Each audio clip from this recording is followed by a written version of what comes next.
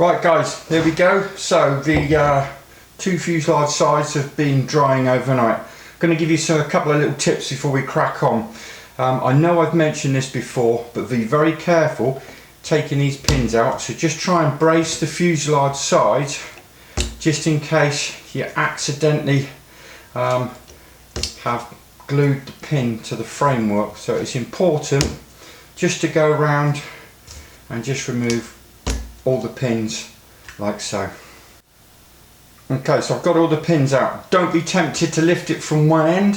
What you want to do is just brace it slightly, and you notice that mine has come off quite easily. If you need to, you might very gently just have to just run underneath and just part it, but mine has lifted off just nice.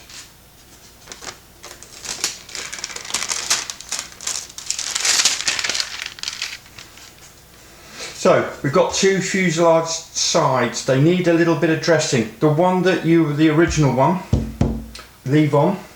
My suggestion is with a very fine sanding block, just feel if you've got any glue edges, but be very careful so you don't want to go and damage this.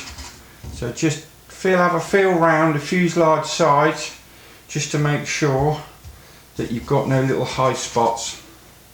And then we're going to talk about building up this fuselage like so. Right guys, this is all tidy, ready to go. I've left this on the bench, no need to pin it. So on your kit you're going to have a sheet of wood with these structures in.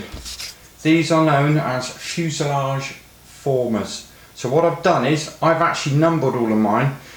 It's quite important to note that on them F6 and F2 look very similar. So F6 has got the larger hole and it's the bigger former. That's the one that's going at the back. F2 is at the front here. So what I'm going to do now is that F2 we're not going to use at the moment. We put that by. I've got F3, that's the first former, and I'm just going to trial that, and you want a nice tight fit like so. Also just make sure that you've sanded off the little locating lugs that have come from the balsa.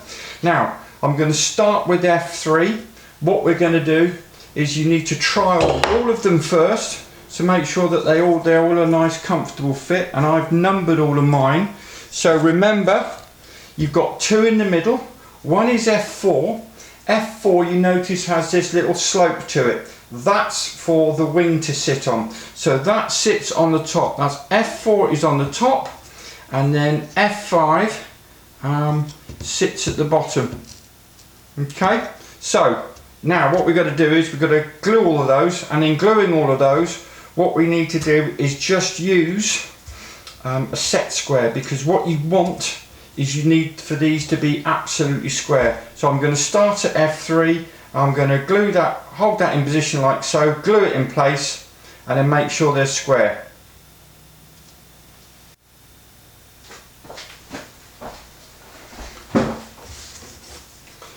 And with the help of a bit of magic. Right guys, there you go, that's done. And now, next thing is to do is just gently go over and make sure that we've sanded any little bits of glue that might be left over. There you go. Now, got to be careful here. So the idea is we've got right hand fuselage, left hand fuselage are going to mate up and they will just gently sit in the lugs like so. Now just be very careful, just slowly pushing this down, and you'll know when it's all in place, because what will happen is all of these lugs will stand proud. When you're happy and it looks nice and square, then what we're going to do is I personally would just gently lift this now. You can either use balsa glue or the glue I'm using to glue it, then drop it down inside, or you could do, if you want to be very quick, is just drop that down and just run in some little fillets of super glue.